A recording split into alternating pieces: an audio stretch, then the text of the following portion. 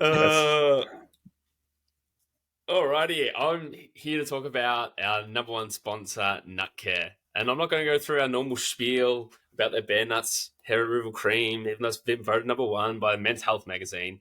I want to talk about their customer service. So Nut Care, right here, this is their Bare Nuts cream. But I also went on, they've got more stuff than just the Bare Nuts. I went on their website, ordered myself a pair of comfy nuts, which are their bamboo trunks, ordered the incorrect size because I forgot to account for my thunder thighs. And the reason I have thunder thighs is because I'm working on trying out for the flag football, and I've really been working on my legs. So I forgot to account for it. So I jumped on Nutcare website, and they've got a little chat system. So I logged onto their chat system. I was like, hey guys, like I'm super sorry, like I ordered the wrong size. Like, what's the process of exchanging it? Like, no worries.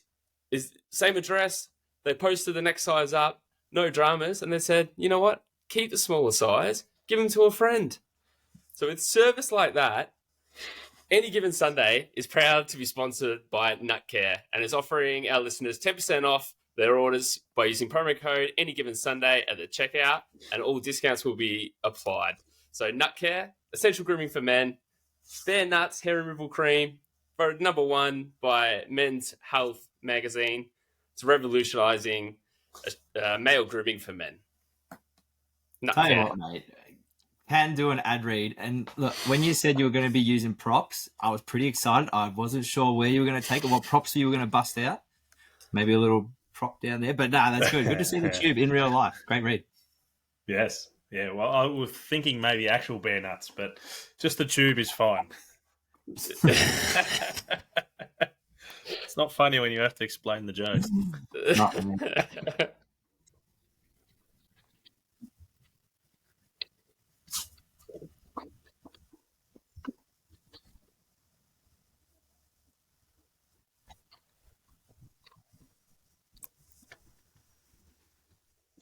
Yes, hello and welcome to the Any Given Sunday Australia podcast, the number one podcast in 3 households, 1 studio, and the Gridiron Australia head office. Joining us, as always, is our... Winnipeg. Number one in Winnipeg. Baby. As We're of big in Winnipeg. Tuesday when the episode comes out. huge in Winnipeg. I was on a roll, cards. That was my best opening for a long time, and you fucked me. Good. You can't. That's why we can't have nice things, mate. No, we can't have nice things. Joining us, as always, is he ever reliable? If he's throwing me off like that, he's our TC24 at Tim Cardy, AGSAU. How are you, mate? I'm good, mate. Good to be back in the lab. But yeah, I'm here, so reliable. You are reliable in the banter. You're pretty reliable too. So definitely ever reliable. And we've got our work experience kid turned pro going into season number 2. So he's definitely pro now at Danny Webb AGSAU. How are you, mate? Yeah, good, man. I'm definitely not feeling all that pro after trying to get this preview episode under the belt. But yeah, definitely feeling a lot better than I did this time last year. That's for sure. Oh, maybe second year apprentice. Maybe you're jumping the gun a little bit. Yeah, let's wind it back. A little bit more time at TAFE, a bit more time on the site, and then on the tools. I get money because I've got apprentices in. So you boys didn't know that, but it's good. It's good for the bank balance. Yeah, it's government funded. Government initiative. Yeah, it's good. It's good. We are here to do our very first preview. We're going to be doing one for each division, obviously. So we've got 8 weeks of previews lined up, ready to go. They'll all be a pretty similar theme, I imagine. We'll run through how they went last year, key ins and outs, and then how we all think they're going to run this year. So we've started off with the NFC South. They have the number 1 pick at Carolina, so I figured they can go first. So are you boys ready? Well, we probably should mention Winnipeg. Why are we talking about Winnipeg, Carts? A cheeky little interview we did with an Aussie punter, number 8 in the CFL draft. Good chat with Jamison the other day in the studio. Episode will be coming out on Tuesday our time. Yeah. Ripping lad, awesome fella, and looking like we're going to be having a pretty huge following in Winnipeg. Yeah, enormous. So he plays for the Winnipeg Blue Bombers. Blue Bombers, yeah. Full circle going from the Bombers to the Blue Bombers. But yeah. And Danny, you had a night off last week, and me and Carts had a good interview. For those that haven't seen it, give us a little bit of a recap of what it was. I'm going to give the recap of the episode that you weren't a part of. That you listen. Yeah, you actually listened back to it. So. Prove you did your homework, Danny. So you had James on, who was the Atlanta Falcons scout, recently promoted to the Bledsoe scout role. Good boy, good fact dropping. That just showed. I flicked on the episode. I was feeling a little bit worse for wear, awfully dusty, so I flicked on the episode and watched on the TV. It was great. It was nice to see you boys. Big screen. Yeah, big screen. How was big my screen. Enjoyed internet? it. Was it staying up with the words? Oh, it was shit as ever. Yeah, that's good. That's good. We are updating, so hopefully going into season 2, it should be a lot better. But no, he was great and dropped live that he got promoted. How good was that? I think we were the exclusive announcement. I don't think Atlanta had a chance to drop that yet. So, just, again, news breaking exclusives over here at AGS. AGS is the new and exclusive podcast for so many avenues now. Yeah, ever expanding. We have a huge couple of weeks coming up with Gridiron Australia at the Combine, but we will get into that next week. It's going to be enormous and good fun. But we will get into the NFC South preview. We are, like I said, going to start with last season, and we're going to kick it over to you, Danny. How did the teams go last season? So last season, the Buccaneers, Brady's last season with them, he took them to the soaring heights of 8-9. Which, believe it or not, in this NFC South division was the top. So yeah, I think it was one of 3 teams of recent time to have a losing record and still make it to the playoffs. And then under that was the Panthers, then the Saints, then the Falcons, all at 7-10. And there was plenty of different quarterbacks who were leading the Panthers to that 7-10 record. Yeah, it wasn't the greatest season by any of the teams, but in the NFC South, it is always going to be a close division. And I've actually got some interesting facts, so I'm going to hit you, Tmac, because you seem like the most knowledge out of us. Yeah, I'm going to give you some questions without notice. Oh, yes. Yes. Without notice. Perfect. You have that ready? It's literally without notice. So like I said, all these teams have been incredibly close throughout, especially over recent years. So all 4 teams have won the division since 2015. Mm-hmm. You can hit me with the years of each team. Since 2015? Yeah. 2015, I reckon, would have been around the time that Matty Ryan was going to rise. So I'm going to say Atlanta. Do you have it in front of you? Yeah, I've got it in front of me. I've got it. All right. So it wasn't Atlanta. So actually, it would have been Drew Brees then, so the Saints. No. So I'm just going to run you through it. 0 for 2. And I don't want to see too much dead air. 2020 would have been Tampa Bay. I know that one. Yeah. So 2015 was the Panthers, led by Cam Newton. The Falcons. Yes, that was his year. It was MVP year that year. It was his MVP year. And then the Falcons was 2016. Then from 2017 to 2020 was the Saints. And then 2021 and 22 was the Bucs. Right. 2016 was also the year that Matty Ryan 38-3 or 28-3, and he lost Super Bowl. Yeah. So I do know some stuff. Lost to Brady. Lost to Brady in the Super Bowl. Yeah. So without notice, I reckon. Right. So that was part 1. And speaking of Super Bowls, all the teams in the NFC South have made it to the Super Bowl since 2009. Can you hit me with the years of what team? And well, we know Tampa Bay the last couple. They won one. Atlanta would have been that 2016. Carolina 2015. Yep. And New Orleans. When was their last one? 09? 2009 was in the question. Well, we're a good team. We're a great team. Am I right? Yeah. So it was, which is pretty incredible. I think to have all 4 teams. I don't know. I think there might be one other division that's done it since 2009 or roughly in the same year. But to have all 4 teams win the division in the space of 8 years, and to have all 4 teams go to a Super Bowl since 2009 just shows that it is a really, really tight division. Despite them not having necessarily great performances last year, any of the teams, there's nothing to be wowed by. They are still going to be a really tight knit division. Yeah, it was definitely a year last year where We were trying to see. They were all trying to lose the division before they tried to win it, weren't they? Like they were all just neck and neck for the entire year. The other division that I can think of, they haven't all been to the Super Bowl, I don't reckon, but they've all won the division in the past 8 years, I reckon. Do you know which division that is, Danny? The AFC West. NFC East, mate. Your division. They haven't had a back-to-back division winner in your division for 15 years. But we'll get onto that one day. We'll save that for when we get into them, I reckon. And how did Tampa Bay go in the playoffs?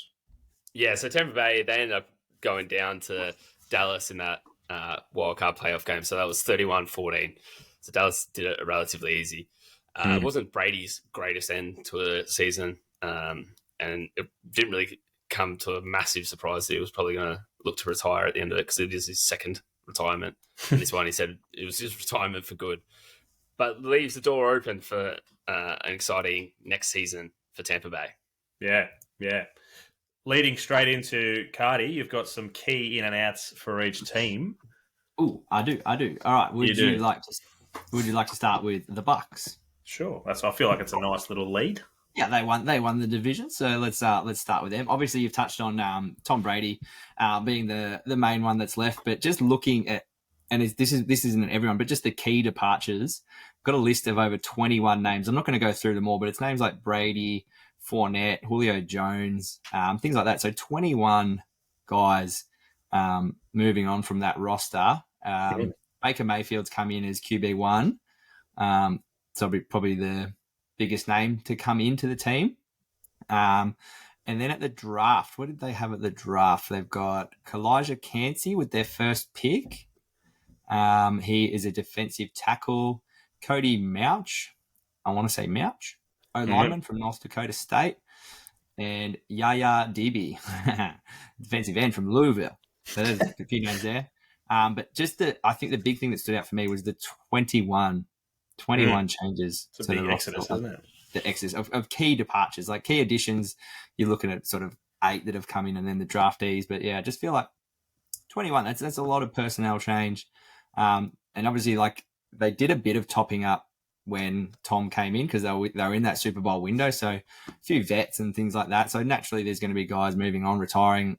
Their Super Bowl window has definitely closed for now. So lots of guys moving on kind of makes sense. But yeah, probably the biggest thing for them, we'll see that come out later when we look at the odds and over-unders and that. I think that 21 people changing, that's the biggest factor there, I think. Yeah, which is... Yeah. Yeah, I just felt like we might as well chat to the Bucks for a little bit more. It's just huge. Like with obviously Brady being there for, like you said, for those 3 years, they got to the Super Bowl, they won one, and then all those people changing. And it's interesting that they've got Baker Mayfield because obviously when he got drafted to the Browns, he had an incredible rookie season. Then had a few ups and downs, got injured, then got traded to the Panthers, then got released due to injury, then eventually went to the Rams to finish out last season. Yeah, that late notice game did really well. He did really well. He kind of re-energized the Rams a bit, but it seems... blokes without his helmet on. Yeah, it kind of seems like the Bucks are putting a lot of faith in him because he was a number 1 overall draft pick. And I don't really know how I really feel about him being able to consistently lead a team. I reckon throughout this whole season coming, he's going to have a lot of up and downs, which is then it's going to be quite a stretch, I think, for them to win a significant amount of games. Yeah, but he's still going to have the likes. He's got weapons. He's got Mike Evans. He's got Chris Godwin. I don't know if he can pull his finger out. Like he's got a decent, offensive line, an offensive team around him. Yeah, but without much depth, because like Cardi said, that like of those people that have left, that they've lost heaps and they've replenished, a little bit, but the depth definitely isn't what it used to be. Definitely what it wasn't 2 years ago when they're in the Super Bowl, that's for sure. But if they stay healthy, you never know. And just off the list of key additions, they've added quarterback John Walford. So I'm, assuming obviously as a backup. I haven't looked at the depth chart, but obviously Baker's going to be QB1. But a bit of a no-name for me, definitely at least. They got another guy they drafted who was under Brady. Can't quite think of his name, but he'll be. He's going to try and he's trying to compete with Baker. I'll just get up his name. their younger draftee. Yeah, not from that. Like, he's been there for at least 12 months. Oh, yeah, I've just got additions and departures, guys. Sorry, that's out of my purview. Look at this year, not last year. Is it John Wolford? Is that John Wolford's who they've added? Kyler Trask. I was going to say Trask. I should have backed him. I have heard his name. Yeah, yes. so he'll be. All right, you think Baker wins out, but that'll be between those two, I imagine. Yeah, Trask will be the backup, and then Wolford, your third stringer. Yeah, cool. Move on to New Orleans. Let me get them up. All right. Disappointing year last year for the Saints, obviously. But the biggest news so far off season has been the addition of Derek Carr. As we all know, he left the Raiders in sort of interesting circumstances. Didn't play those last couple of games. He might have put out a little bit of something on social media recently about how he wanted to really play those last couple of games. Wanted to do it for the fans, I think, was his sort of his main issue. Because he was with the Raiders for 7-8 years, I think we were saying, if not more. Yeah, wasn't he with Oakland before they moved to Las Vegas? Correct. So yeah, 7. I think it's 7 to 8 seasons. Yeah. Yeah. He obviously would have liked to finish out the season a little differently, but going down to the Saints, and they've got huge expectations on him going down there and performing straight away. I reckon. Like Andy Dalton has gone. He's left the Saints. He's part of the key departure brigade. They've got 15 odd that have left. They're just that are the key departures on the list here that I've got. Not too many massive names that I'm looking at. Jarvis Landry, wide receiver. He's gone. Marquez Callaway, another wide receiver. So if you're going from that wide receiver core there, obviously the Derek's going to need a few targets. So interesting that, just seeing a few wide receivers leaving there. At the draft, they picked up Brian Brees, a defensive tackle, Isaiah Folksy, defensive end, and Kendre Miller, we'll say, a running back. Their top 3 picks they got there. Big. I think the big thing is the big expectations on the shoulders of Carr coming across from the Raiders. Probably underperformed at the Raiders, the last definitely couple of seasons at least. Big expectations coming across to the Saints. Yeah, it's going to be interesting to see how he goes. Because obviously, he signed that 4-year, $150 million. I think $100 million is guaranteed. So they're obviously wanting to play for minimum 3 years ish, and obviously play well. He always he seems to struggle when he starts to play in a new system. But then he also has a massive chip on his shoulder because exactly what you were saying, Carts. He left the Raiders not in the fashion that he wanted to. He wanted to play those last 2 games and really make the most of it and do it for the fans. And yeah, so it's going to be really, really interesting, I think, with the Saints. I'm sure we're going to talk about it in a little bit, but I've looked at their schedules and they've definitely got one of the easiest, if not easiest, of the whole league coming up, which we'll get to, I guess, in the odds and why they're looking so favourable. But giving it away. I'll just give you a quick run through. I know we're going to do it in a second, but I think the first game is against the Titans. Then they've got the Panthers, Green Bay, Bucks, Patriots, Texans, Jags, Colts, Bears, Vikings, Falcons, Lions, Panthers, Giants, Rams, Bucks, Falcons. So they're not really playing a Super Bowl contender. Realistically, don't even start with the Packers, man. Week 3, baby. You got Jordan Love is not proven. He played one good half against Philly. He played in the Super Bowl, so he pretty much played in the Super Bowl. I think the biggest thing for New Orleans, how healthy Michael Thomas is coming back. If his ankle can be, healthy enough to get him on the field, that's huge, especially for Carr. And Alvin Kamara, we still haven't seen what's going to come out of his court case. I think the latest was that he was either pleading guilty or trying to settle it out of court. So whatever happens with that one will also be huge because they're literally his 2 biggest weapons. He loses those 2, and it's a different story than what they would hope. But I did see a funny thing about Michael Thomas because it's only, I say only, but I think it's ankle related, his injury. and I saw Damar Hamlin literally died on the field and got back to practice before Michael Thomas did. So Oh, come on. I'd like to see. Apples and oranges, come on, Yeah, mate. still funny, but those two players are going to play the biggest roles in this season for them. Yeah, well, and to your point, another big signing for them that I didn't mention before was Jamal Williams from the Lions, running back. Culture, just bringing the culture to the club too. Sorry? He'll just bring culture to the club as well. Yeah, exactly. And he's had a massive couple of seasons at the Lions, so he'll be a huge addition for them as well in the backfield. Yeah. Next. Beautiful. All right, well, we'll move on to the Carolina Panthers. So as you alluded to earlier, Macca, they had the number 1 pick in this year's draft. They took Bryce Young, quarterback from Bama. Jonathan Mingo, wide receiver from Ole Miss. And then DJ Johnson was their 3rd pick at number 80, I believe. But also just in their key additions, and we've talked about it as well around the young quarterback, Bryce Young, Andy Dalton and Frank Reich. Frank Reich sort of known as a bit of a quarterback's coach and that sort of thing. So getting the right people around him in what's going to be his first season in the big league, I think really smart, really clever to help nurture and grow him. Obviously, he's going to be their starter.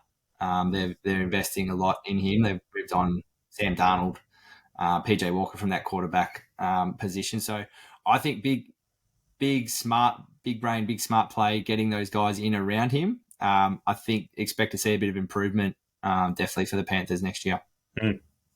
Yep. Yeah, and they've also brought in, I was going to say, they've got the veteran receiver in Adam Thielen. And also Miles Sanders at running back. Which is huge, because obviously Miles Sanders went, sad. Maybe. You didn't want me to bring that up? Yeah, obviously, but he went to Super Bowl with Philly, so that is a huge amount of experience to bring into this relatively young core. They managed to win 7 games last year with 3 different quarterbacks, so they've got a system. They've got a system in place. They can win even with changing pieces all the time. So as much as they're still probably in a little bit of that rebuild mode, Young's already polished. He was already a polished quarterback, and that's why they traded up to get him. They did obviously have to send out DJ Moore and a bunch of picks to the Bears to get him, but they did that for a reason, so they can at least, potentially, if not this year, next year, really be knocking at the door of contending. Yeah, and I think, like you said, while they're young, they're putting some experienced heads in the right places. Like you said, Thielen, Sanders, Dalton, just good experienced heads to nurture Young in his first year. Yeah. I feel like a lot depends on Bryce playing well, but they could easily surprise us like last year's Lions did. And we Tmac, you were huge on the Lions all year.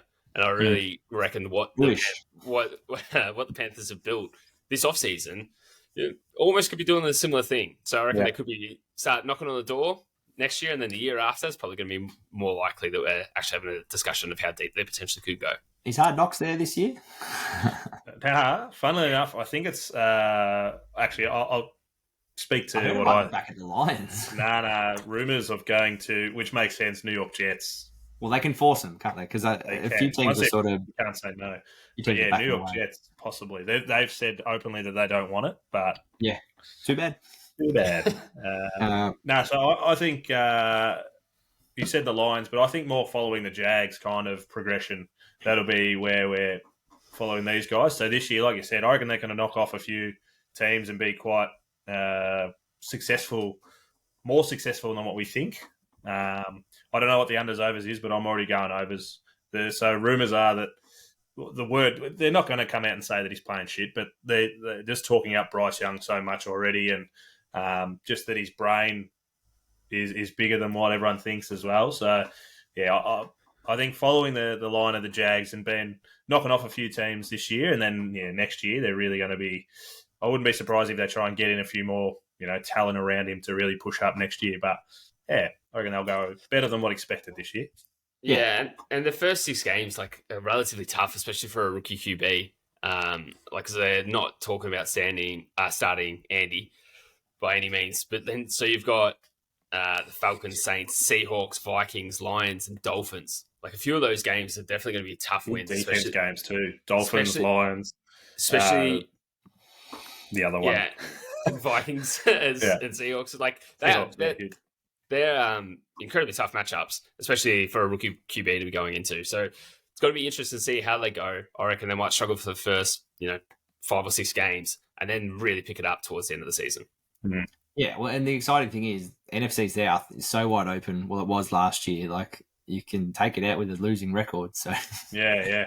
Well, it's a good point. You can almost special wet sail, and then you can almost allow that first 4 weeks to be pure learning. If we come out 0-4, we're not out of it. We might have to come home with that wet sail, but see what happens. And they've got a lot to improve on defensively. I think they were 22nd ranked defense last year, so they've got like a lot to improve there. But if both sides of the ball, they can just have those little improvements, and like you said, first 4 weeks really hone in on it, and then but then they've got the defensive stars like the edge rusher Brian Burns and the corner JC Horn. Like they could be the future. Like that defense really, you can really see them developing and them being like the cornerstones of that defense moving forward.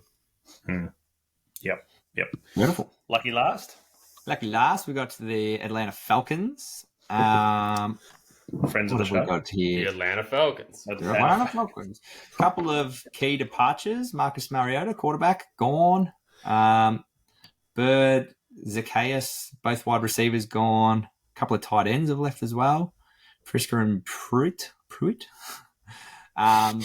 But additions, Taylor Heineke at the quarterback position, probably the most notable addition there. Then a couple of receivers in Hollins and Scott Miller. And then a lot on the defensive side of the ball. 3 cornerbacks, a linebacker, 2 defensive linemen. So a lot on the defensive side of the ball, a safety. So obviously just the safety, Jesse Bates III from the Bengals. Batesy. Very important pickup. But then at the draft, their big pickup of the draft was Bijan Robinson, pick number 8. Yes. Which we talked to James about, how that went down on the day and how that sort of all panned out in the war room, and if he was always their pick. And he kind of said yes but no, because you can't really account for what's going to happen, ahead of you. But they were pretty happy to pick up Bijan there at number 8. They got Matthew Bergeron, an O-lineman, and Zach Harrison, defensive end, at number 3. Their third pick, number 75. That's the notable ins and outs there. How happy are you, Danny, that you don't have to try and say all these names? We just got to play to each other's strengths, and names is not mine. We learned that last year. This is part of season 2. We learn, we develop, and we get better. We go up. There we go. Taylor Heineke is an interesting one. I think he'll be vying for that QB1. Him and Desmond Ridder, whether they go the slightly younger Desmond Ridder to start with and Heineke as a backup, could be, we'll see what happens. But I don't hate that pick. He was gritty as fuck at the Commanders and won more games than what we expected. So, and having someone like Bijan in the backfield just to give him the ball. He's going to have the experience over Ridder as they're going head to head. But it just depends what way they want to go. Ridder was a 3rd round pick in 2022, I believe. So Ridder closed out the season. Yeah, played the last 4 games. Yeah, and went 2-2. Well. Yeah. I think the issue with Ridder is he's just not really proven. There's not a heap of tape on him, and there's not a heap of NFL experience. Where Heineke, like we said last year with the Commanders, actually surprised us all. I think with the way he performed. So it'll be interesting to see who actually ends up being QB1 for the Falcons. Yeah, I reckon they're the most unknown. We know the Bucs kind of here and there, but that's more their own doing. I reckon these guys are just the unproven, not misfits, but just the unknown coming into the season. Yeah, and they definitely defensively struggled a lot last year, but then they've added a heap new starters on defense, which is great. But to be a tight-knit, decent defensive unit, you probably need to play more than one season together. Yeah, I should have mentioned Calais Campbell, one of those bigger signings on the defensive side of the ball, the defensive end. They were ranked 31st for sacks last season, so just weren't getting to the opposition quarterback. So he's going to help, obviously, in that department a lot. But yeah, like you said, I think Jesse Bates will help that as well. Like if he's covering around the back and not giving options for QBs just to go, you know what, I've got 2 seconds and I'm going to hit my target. Give those big boys a bit more time to get in there. Yeah, absolutely. So, nice. Beautiful. All right, we'll move on. We are going to talk about their first games individually. So the Bucks are at the Vikings, I believe. Yes, they are. And Titans are at the Saints. Well, Saints have the Titans. I'm reading it as Bucks. Back up. I did forget to mention one of the key ins for the Saints. We did. Yes, we did. Yes. So we actually spoke about this. So this is my bad, much as yours. I know. You take it. No, you run with it, brother. We have to mention Aussies when they're going well. So Lou Headley, the punter for the Saints. We hope that he wins this role. We spoke to Jameson today about him. I forgot his name for a second there. We spoke to Jameson about it. He said he was a ripping guy and really down to earth. Good mates, actually. Yeah, so he's really hopeful that he can kind of pave the way for future Aussies coming in. So yeah, big name to look out for. Let's fingers crossed he gets the job and can be starting punter at the Saints. So good on Lou. For our Aussie listeners, keep a close eye out for Lou. Big man with lots of tattoos. He's a very eclectic man is the word. So yeah, that's huge. Good point. So the Saints are hosting the Titans in week 1. The Bucks are down at the Vikings, and we actually have a divisional game. We've got Panthers at the Falcons week 1. So I don't hate that start for the Panthers. I think it could be a good one just to introduce Bryce. So I think it's a great one to introduce Bryce, especially with the Falcons not being 100% set on who the QB1 is going to be moving forward. They're not going to have as much stuff set as the Panthers are. But then you've still got the Panthers have that experience of Thielen and Sanders and stuff in the room. So I reckon that's very, very favourable for the Panthers personally. Yeah. We will definitely go through this again at the start of the season, but just quickly off the top of your head, without giving it too much thought, Carts, Panthers or Falcons? Panthers. Danny? Panthers. I say Panthers as well. Bucks or Vikings? Give me the Minnesota Vikings. Vikings every day, baby. I'm going to go the Bucks just because I have the Vikings. And then Titans at the Saints. That could be interesting. That one's a bit tougher. I think, obviously first game for Carr. I reckon Carr's going to have too much to prove. Titans have been on the decline a fair bit. So I'm going to take Saints. Yeah, I'm going the Saints as well because I feel like the same way Aaron Rodgers got a giant chip on his shoulder, so does Carr for the way everything ended. So I reckon he's going to come out there, especially that first game. You saw the way he played at the Pro Bowl, and that was already after he was dropping him. He was hitting everything, and I reckon he'll be trying to do the exact same. Yeah, that game is all dependent on Derrick Henry. If he plays well, then the Titans win. But because we don't even really know, we'll get into them as well. We don't really know who their QB is either. So, yeah, all right. But nice early picks. I'm sure they'll change well before we get into it. Plenty of time. We're going to pick we'll discuss on who we actually think is going to win the division and go through the division odds. Danny, do you have the odds? Or I do have the odds if you want me to go through them. I've got them all here in front of me. So all these odds are brought to us by PointsBet. If anyone is going to gamble responsibly.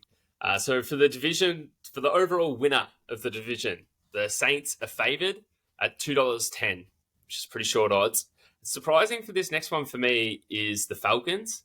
They're at $3, which what? Yeah, after doing this preview, and I was so excited to do this preview episode, so really dove in. I was like, everything I was reading on the Falcons, that is not where I had them at all. No, I've got. I don't know if you boys have done it too, but I've got my predictions of exactly what their win-loss is going to be. But we'll get to that for the over-unders. Then the Panthers are paying $5.25, and then the bookies definitely don't have the faith in the Bucks because they're paying $10. Oh yeah, that's probably fair. Right, that's probably fair. Yeah. Yeah.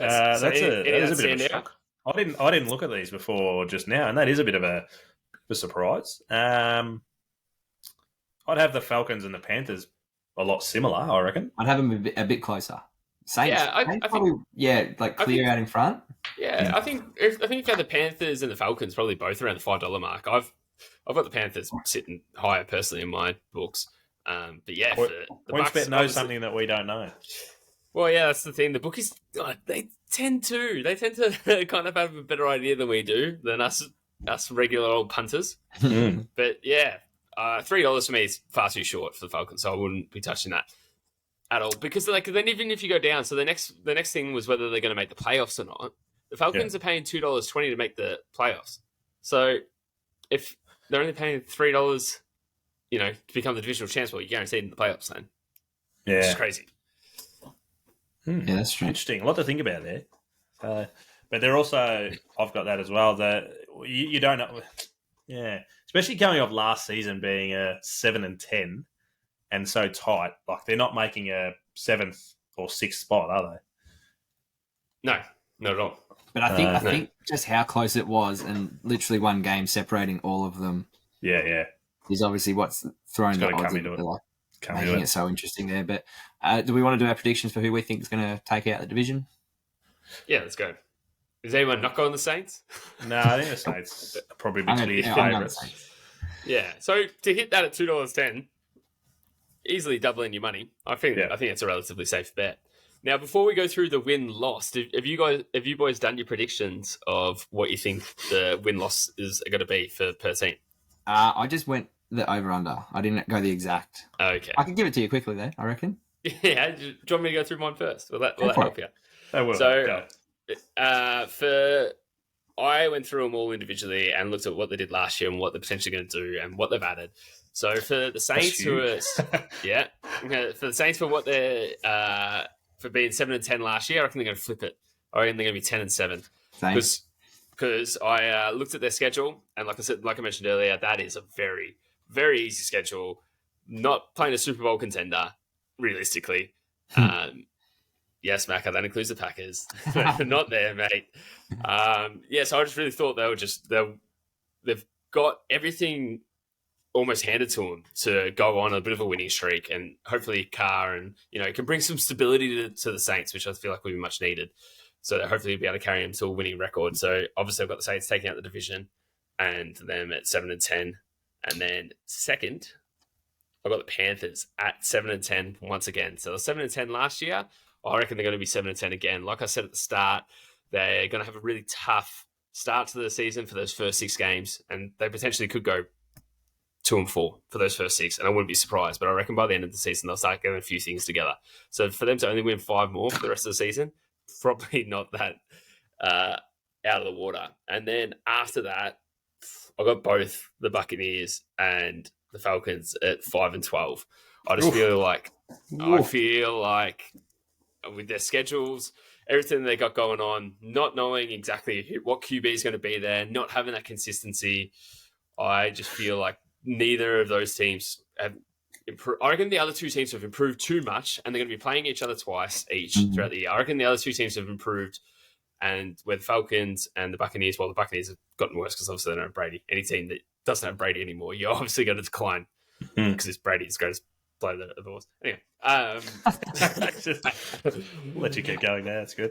Yeah, so that's why I've got both the Falcons and the Bucks at 5-12. So you'd be getting on the Falcons at -8.5 then at $2, $2.10. Absolutely, absolutely, I am.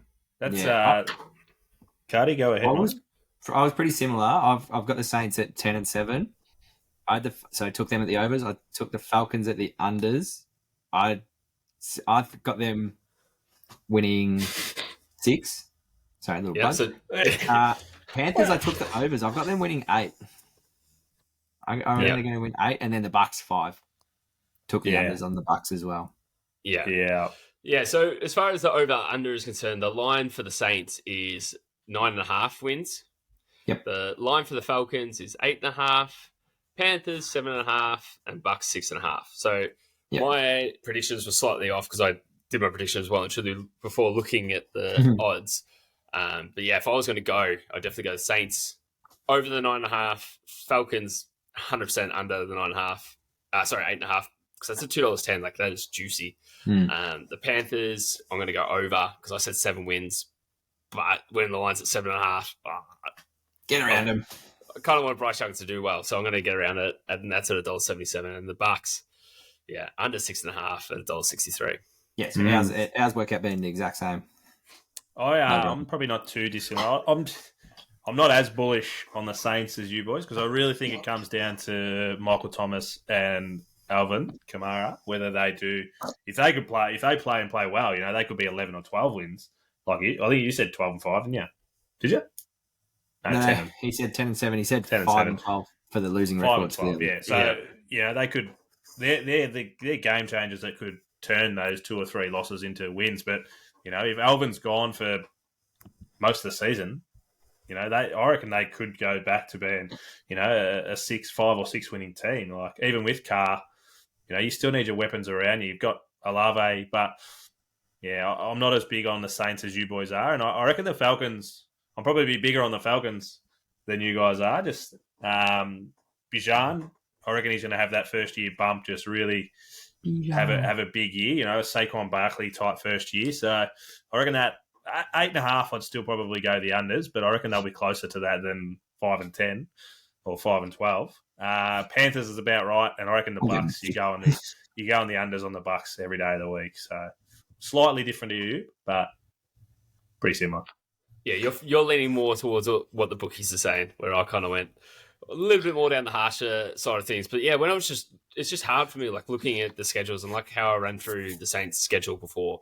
There's going through them, like they seem like a lot of easy wins on there, and as long as they can keep everything together and that they do have the full squad, like you're saying, I just can't see them dropping more than those 9 games. I can't see it. So that's what's it 9 and you said 10 and 6, 10 and 7. 10 and 7. And they're playing the NFC North. So they've got Packers I'm not going to comment on, but do you see them beating the Lions? The Bears they've probably got covered pretty comfortably. And the Vikings. Like there's probably 2 losses there. Yeah. So the losses I've got them for guaranteed, well, not guaranteed, but the losses I've chalked them down for. Guaranteed. Guaranteed. Put on the ticker. The losses I've chalked them down for is the Jags. Yeah. The Vikings, the Lions, and then depending on what happens with the Rams, potentially the Rams. They're up there of the ones that I'm looking at being like, you know what, they're probably not going to win those. But like out of the rest of them, I feel like you can argue, like you said, the Bears, they could probably take. Packers, you got Jordan Love. I reckon it depends where are we playing them? Do you have it? If it's at Green Bay, I reckon we've got it. Yeah, at Green Bay, but in September. So Green Bay being like obviously the Saints playing a dome, but so it's warm. So the Saints are used to playing in the warm. So all their outdoor games early in the season as well. So like all that plays into it. So they're not actually playing like out in the weather. And then like when they're playing the Colts, well, you're going to be playing a new quarterback. When they're playing the Bears, Fields, hopefully he improves a lot more this season, but still got a lot to prove left on the table. The Giants, all right, we'll give them another loss there, but still, we're only at now like 5 losses, So I've given them an extra 2, so they're like the 5 guaranteed losses, and I've given them an extra 2 on top of that, so they can get that 10 and 7. Yeah, and you don't see at Falcons or at Panthers or that could be the 2 losses you're talking about. They could be the extra 2. You just throw those 2 away games in there as their extra 2 losses. It's almost a guaranteed win at the Bucks, isn't it? Yeah, that's depending. Got to be. Yeah. So that's why I reckon that that line, the over. That's probably my favorite. If I'm going to hit all of these for Saints over 9.5 for $2.10, it seems like free money. Free money. Hey, we should money, multi baby. all these and put a couple of bucks on all of them. But we can talk about that later. All right, boys. That's pretty much covered, isn't it? It's not really much more we can go into that. We probably should mention that the episode today brought to you by American Connection and C2C. You brought props for yours. I brought props for mine. So C2C. This is a jumper that they sent out for me. And Oregon, is it in the picture? I can't see.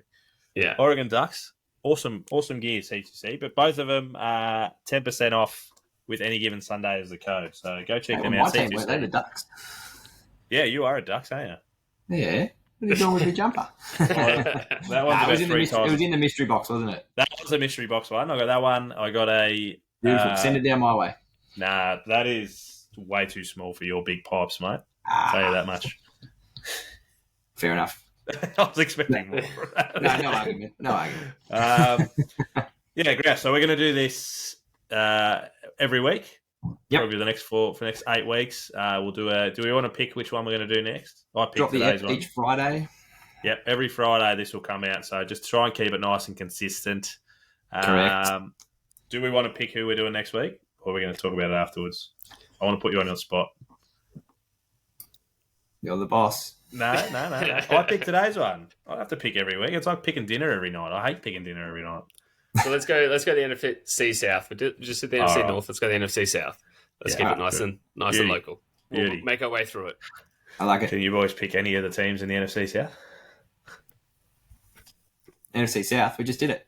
AFC South. Is that what you said? I'll say the Bucks. I'll say the Panthers. I'll say the Falcons. Nice. So, hang on. We're doing the AFC South, yes? Yes. Can you pick anyone in the AFC South? Just think South. Of course. AFC so, Jags, Colts, Titans, He's got it in front of him. Texans. Good boys. So that'll be our next one. That's a good division to talk about, I reckon. A couple of big ins, a couple of coaches ins, so that'll be huge. So next Friday, this one will be out tomorrow, Friday, today, when you listen to it. Next one out next Friday. But yeah, any final words, boys? No, that's it for me. It was a heap of fun, though, to be able to actually get back into this. So we're really looking forward to the season continuing on. So these previews are just the start.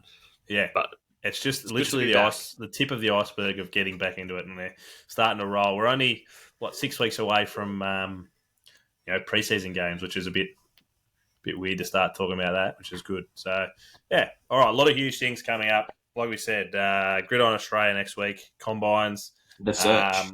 We've got the search for the Australia's next NFL superstar. We've got a couple of interviews that you boys don't know about coming up. Heaps of things. The pipeline just never seems to get any smaller. So, exciting times. And then hopefully, potentially a new merch store on the way as well. But we'll keep that. Yes. Keep that hush-hush. Nice little jumper that you're wearing there, man. Yeah, this might be a new merch.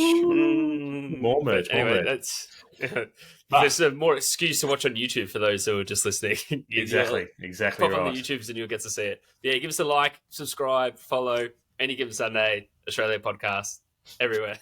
Nice. I don't even say it. Yeah. Twitter, AGSAU podcast, Instagrams, anygivensunday.au, TikTok, Facebook, YouTube, Any Given Sunday Australia. Well done, boys. And as always, go the Packers.